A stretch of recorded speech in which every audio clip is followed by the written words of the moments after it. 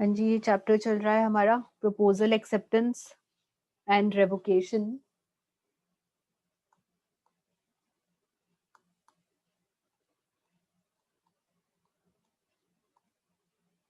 और इस चैप्टर में हमने स्टार्ट किया था प्रपोजल के बारे में। और प्रपोजल में हमने क्या किया था? प्रपोजल की डेफिनेशन है अंडर सेक्शन 2 सबसेक्शन ए। और इसमें हमने किया था जब एक पर्सन दूसरे पर्सन को अपनी इच्छा प्रकट करता है कुछ करने के लिए या कुछ ना करने के लिए,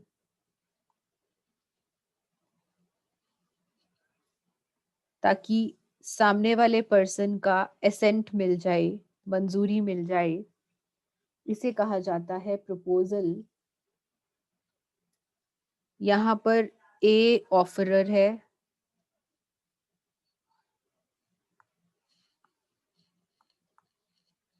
क्योंकि ये ऑफर दे रहा है इसलिए ये ऑफरर है। And B is offeree. उसके बाद हमने एसेंशियल एलिमेंट्स किए थे, elements of proposal. Elements of proposal करे थे, जिसमें हमने 3 एलिमेंट्स करे थे। सबसे पहले तो 2 या 2 से अधिक पार्टीज का होना जरूरी है, क्योंकि आप अपने आप को ही ऑफर नहीं कर सकते। कुछ करने या कुछ ना करने की इच्छा प्रकट करेंगे आप। और उद्देश्य क्या है प्रपोजल का? आप सामने वाले की मंजूरी पाना चाहते हैं, ये आपका उद्देश्य है। तो ऑफर करने का जो उद्देश्य है वो क्या है? सामने वाले की मंजूरी पाना। ये हमने कल किया था। आज हम करेंगे लीगल रूल्स। रूल्स क्या है, नियम क्या है फॉर अ प्रपोजल? प्रपोजल को और क्या कहते हैं? ऑफर। ऑफर करने के लिए क्या नियम है जिनका पालन आपको करना है? अगर आप इन नियमों का पालन नहीं करेंगे तो आपका जो ऑफर है उसको वैलिड नहीं माना जाएगा, उसको सही नहीं माना जाएगा। तो इन नियमों का पालन आपको करना है ऑफर करते हुए। First is legal obligation. अगर आप सामने वाले को ऑफर कर रहे हैं तो उसमें आपका जो मकसद है वो कानूनी कर्तव्य क्रिएट करना है। आप कानूनी कर्तव्य बनाना चाहते हैं। अगर मॉरल या फिर सोशल ऑब्लिगेशन के चलते आप कोई एग्रीमेंट कर रहे हैं तो वो ऑफर नहीं माना जाएगा, लीगल ऑब्लिगेशन होनी चाहिए। एग्जाम्पल देख लेते हैं। ए ने बी को ऑफर किया, क्या ऑफर किया? कि तुम मेरे घर लंच पर आना। बी ने एक्सेप्ट किया, okay I come for lunch at your place. उसने एक्सेप्ट किया, लेकिन एन टाइम पर जो बी है वो लंच के लिए नहीं पहुंच पाए।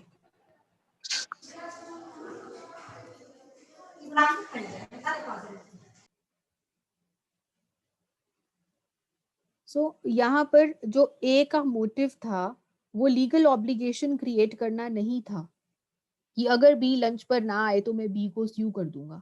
ऐसा उसका कोई मोटिव नहीं था, क्योंकि यहाँ पर जो लीगल ऑब्लिगेशन है वो मिसिंग है, इसीलिए आप इसे ऑफर नहीं कह सकते। तो जो ऑफर है वो तभी कहलाएगा जब आप लीगल ऑब्लिगेशन के मकसद से ऑफर कर रहे हैं सामने वाले को, तभी उसको ऑफर कहा जाएगा। अगर सोशल ऑब्लिगेशन है या मॉरल ऑब्लिगेशन है तो उसको आप ऑफर नहीं कहेंगे। दूसरा नियम क्या है ऑफर का?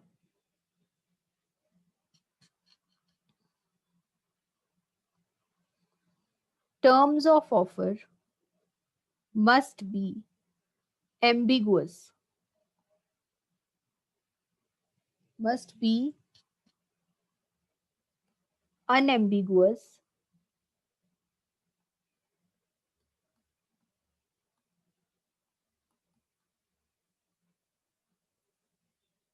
and definite। मतलब कि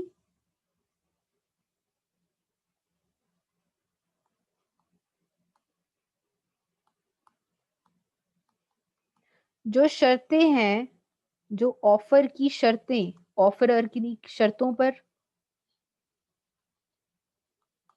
पर ऑफर करता है ना, तो जो भी ऑफर की शर्तें हैं वो अनएम्बिगुअस होनी चाहिए। अनएम्बिगुअस का मतलब स्पष्ट होनी चाहिए, क्लियर होनी चाहिए, स्पष्ट या फिर क्लियर होनी चाहिए।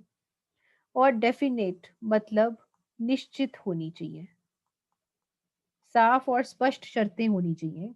अगर शर्तें साफ और स्पष्ट नहीं हैं तो वो ऑफर वैलिड नहीं माना जाएगा। एग्जाम्पल देखें। ए के पास 3 कारें थी, 3 कार्स।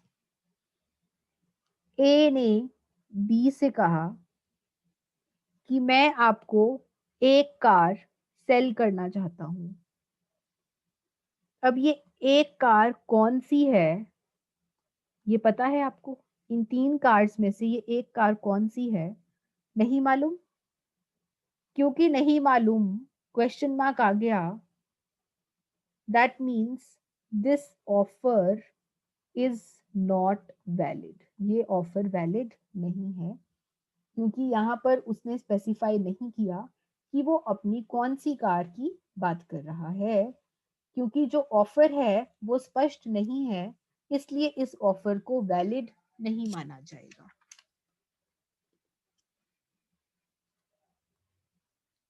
तीसरा नियम क्या है? जो ऑफर है वो जनरल भी हो सकता है और स्पेसिफिक भी हो सकता है। एग्जाम्पल से करेंगे तब आपको जनरल और स्पेसिफिक में फर्क समझ में आएगा। पहले स्पेसिफिक की बात कर लेते हैं। स्पेसिफिक स्पेसिफिक ऑफर में पता है क्या होता है? जो ऑफरर है वो किसी एक पर्सन को या ग्रुप ऑफ पर्सन्स को ऑफर करता है। जैसे कि अब्दुल्ला ने नायडू को ऑफर किया, मैं आपको अपनी वॉच सेल करना चाहता हूँ 3000 रुपीज में। क्योंकि जो अब्दुल्ला है वो किसी स्पेसिफिक पर्सन, किसी निश्चित पर्सन, किसी निश्चित आदमी को ये ऑफर कर रहा है, ऐसे ऑफर को आप स्पेसिफिक ऑफर कहते हैं, निश्चित ऑफर कहते हैं, जिस जो कि किसी एक पर्सन या किसी एक समूह ऑफ व्यक्तियों को किया जाए। अब ग्रुप ऑफ पर्सन्स की बात कर लेते हैं। मान लो कि अब्दुल्ला ने नायडू को या फिर ए और बी को, इन तीनों को ऑफर किया कि मैं आपको अपनी एक एक वॉच सेल करना चाहता हूँ, मेरे पास 3 वॉचेस हैं, मैं आपको एक एक वॉच सेल करना चाहता हूँ 3000 की। ठीक है जी, ये है ग्रुप ऑफ पर्सन्स। तो किसी एक पर्सन को, किसी एक पर्सन को या फिर किसी ग्रुप ऑफ पर्सन को जो कि निश्चित हैं, जिनको आप ऑफर कर रहे हैं, ऐसे ऑफर को स्पेसिफिक ऑफर कहते हैं। अब बात करते हैं जनरल ऑफर की। जनरल ऑफर क्या है?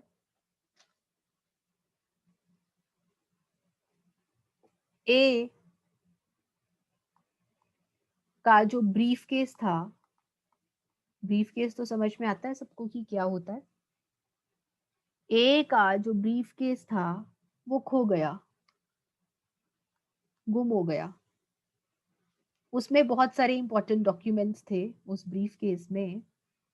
तो ए ने न्यूज़पेपर में एडवर्टाइजमेंट दे दी कि मेरा जो ब्रीफ केस है वो खो गया है, और जो भी इस ब्रीफ केस को वापस करेगा, रिटर्न करेगा, मैं उसे 1000 रुपीज का इनाम दूंगा, रिवॉर्ड दूंगा मैं उसको 1000 रुपीज का।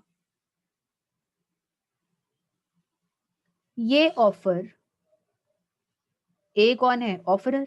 ए ऑफर कर रहा है किस चीज के लिए? कि मेरा खोया हुआ ब्रीफ केस जो मुझे लौटा देगा, मैं उसको 1000 रुपए का इनाम दूंगा।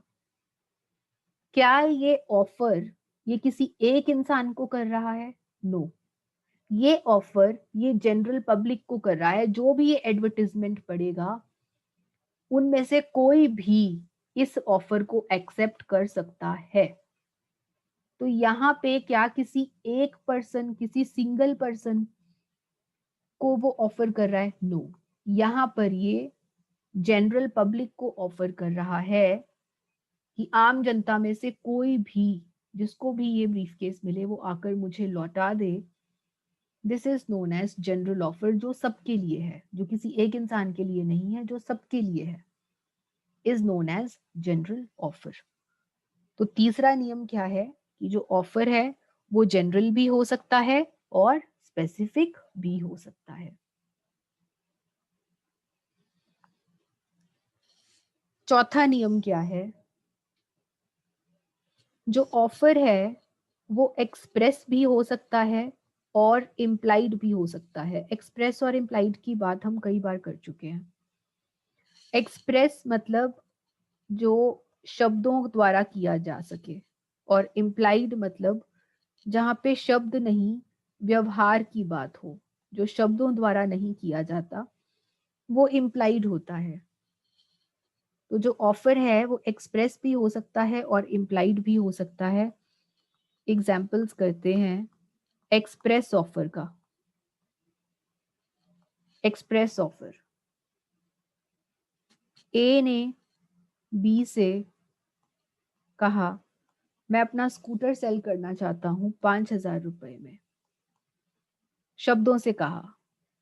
कैसे?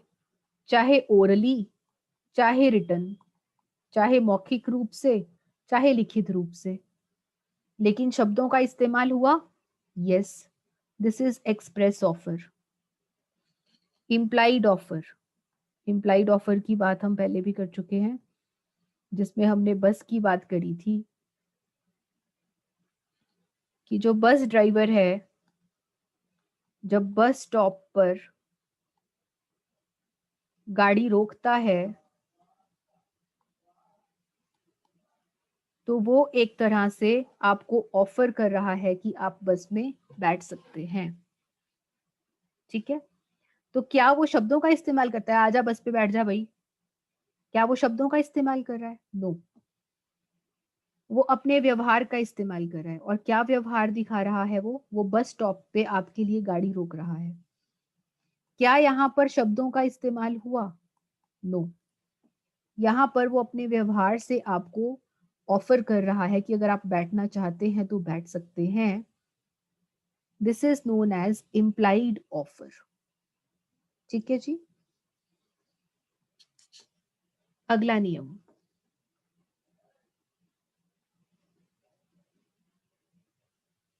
पॉसिबल एक्ट के लिए ऑफर करना है आपने। Offer should be for a possible act. Possible act का मतलब क्या है? जिसको किया जा सके, जिसके ऊपर काम किया जा सके, दैट इज पॉसिबल एक्ट। मतलब कि जो ऑफर है वो इम्पॉसिबल काम के लिए नहीं होना चाहिए। इम्पॉसिबल एक्ट कौन सा हुआ फिर? जो पूरा ना किया जा सके, उसके लिए ऑफर नहीं होना चाहिए। ए ने बी से कहा कि तुम दो पैरेलल लाइंस को मिला दो, तो मैं तुम्हें 1000 रुपीज दूंगा अगर तुम दो पैरेलल लाइंस को मिला दोगे। क्या आप दो पैरेलल लाइंस को मिला सकते हैं? नहीं मिला सकते। दिस इज इम्पॉसिबल एक्ट, ये काम करने योग्य नहीं है, दिस इज इम्पॉसिबल एक्ट। और इम्पॉसिबल एक्ट के लिए अगर आप किसी भी तरह का ऑफर कर रहे हैं तो ऐसा ऑफर वैलिड नहीं है, this offer is not valid. करने योग्य काम के लिए ही आप ऑफर कर सकते हैं, वरना आपका ऑफर वैलिड नहीं माना जाएगा। ऑफर मस्ट बी कम्युनिकेटेड, सामने वाले पर्सन को बताएं आप कि आप उसे ऑफर कर रहे हैं, बताना जरूरी है। ठीक है जी। ऑफर को पूरा तभी माना जाएगा जब आप इसको सामने वाले को बताएंगे, बताना जरूरी है, सामने वाले को बताना जरूरी है कि आप उसको ऑफर कर रहे हैं, तभी आप सामने वाले से उसकी मंजूरी ले सकते हैं। एग्जाम्पल देखिए, ए का ब्रीफ केस खो गया, दोबारा से इसका ब्रीफ केस घुमा देते हैं हम, ब्रीफ केस खो गया इसका, और इसने एक एडवर्टाइजमेंट दी न्यूज़पेपर में कि जो भी मेरा ब्रीफ केस खोलेगा उसको मैं 1000 रुपीज का इनाम दूंगा। एक पर्सन था बी, बी को इस एडवर्टाइजमेंट के बारे में जानकारी नहीं थी, इस एडवर्टाइजमेंट के बारे में उसको जानकारी नहीं थी, लेकिन इसको ब्रीफ केस मिल गया, इसको ब्रीफ केस मिल गया, लेकिन इसको इस एडवर्टाइजमेंट के बारे में जानकारी नहीं थी कि अगर मुझे ब्रीफ केस मिलेगा तो मुझे 1000 रुपए मिलेंगे। अब भाई जब बी को इस बारे में जानकारी ही नहीं थी, दैट मीन्स कि ए ने बी को क्या कम्युनिकेट कर पाया, क्या ए बी को कम्युनिकेट कर पाया, या ए ने बी को बताया कुछ? नो, ए बी को कम्युनिकेट नहीं कर पाया क्योंकि बी ने वो एडवर्टाइजमेंट पढ़ी नहीं थी। अगर पढ़ता तो कम्युनिकेशन होती, अगर उसने एडवर्टाइजमेंट नहीं पढ़ी तो कम्युनिकेशन नहीं हो पाई, और क्योंकि कम्युनिकेशन नहीं हो पाई तो माना जाएगा कि ए ने बी को ऑफर किया ही नहीं, और जब ए ने बी को ऑफर किया ही नहीं तो क्या बी उस ऑफर को एक्सेप्ट कर सकता है? नहीं, क्योंकि ऑफर पूरा कब माना जाएगा? जब ए बी को कम्युनिकेट करेगा, और ए बी को कम्युनिकेट कब करता? जब बी इस एडवर्टाइजमेंट को पढ़ता। क्योंकि बी ने एडवर्टाइजमेंट पढ़ी ही नहीं तो कम्युनिकेशन हुआ ही नहीं, और कम्युनिकेशन हुआ ही नहीं तो ऑफर बना ही नहीं, और ऑफर नहीं हुआ तो एक्सेप्टेंस कैसे हो सकती है? तो क्या जो बी है वो 1000 का इनाम पाने के काबिल है? नो, ये 1000 का इनाम नहीं पा सकता क्योंकि यहाँ पे कम्युनिकेशन मिसिंग है। ये हैं आपके नियम, प्रपोजल के नियम। चार्ट बना लेते हैं। Rules for proposal.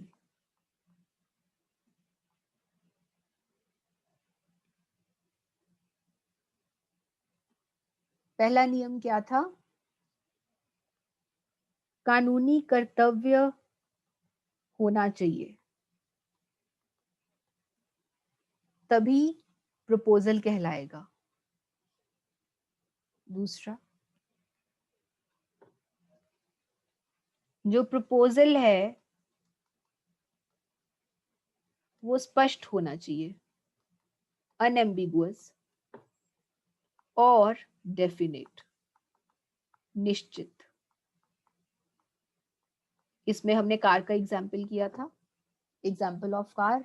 3 कार्स में से किसी एक कार के लिए वो प्रपोज कर रहा है, कौन सी कार है नहीं पता, इसीलिए ऑफर को स्पष्ट नहीं माना जाएगा। ऑफर स्पष्ट नहीं है तो वैलिड नहीं माना जाएगा। जो ऑफर है वो जनरल भी हो सकता है और स्पेसिफिक भी हो सकता है। जब आप किसी विशिष्ट इंसान को ऑफर करें, किसी एक इंसान को ऑफर करें, तो उसे स्पेसिफिक ऑफर कहा जाता है। और जब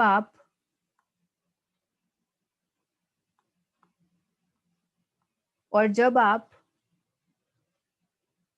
जनरल पब्लिक को किसी को भी ऑफर करें, किसी एक इंसान को नहीं, किसी को भी ऑफर करें, वो जनरल ऑफर माना जाता है। जनरल ऑफर में हमने एडवर्टीजमेंट की बात करी थी, ब्रीफ केस वाली एडवर्टीजमेंट की। उसका ब्रीफ केस खो जाता है और वो एडवर्टीजमेंट निकालता है, तो एडवर्टीजमेंट निकालना एक जनरल ऑफर है। ऑफर जो है वो एक्सप्रेस भी हो सकता है और इम्प्लाइड भी।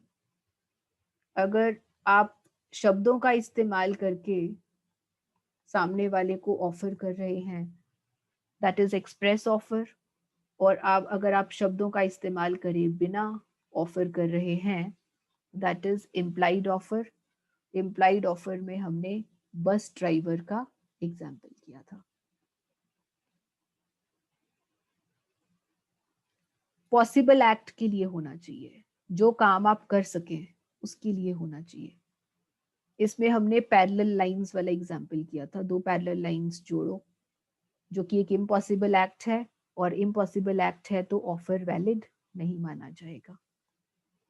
जो ऑफर है उसका कम्युनिकेशन जरूरी है, सामने वाले को बताना जरूरी है कि ऑफर किया गया है।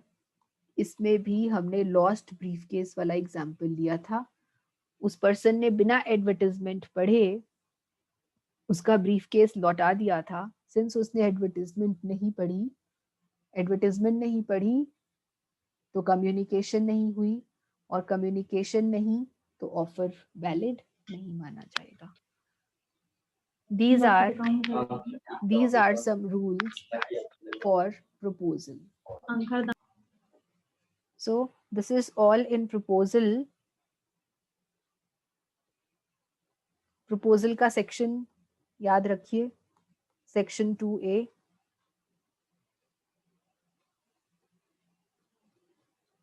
And then these legal rules. कल वाले सेशन से हम स्टार्ट करेंगे इस चैप्टर का second aspect, that is acceptance. Proposal हो गया हमारा, कल से हम एक्सेप्टेंस स्टार्ट करेंगे। ठीक है जी।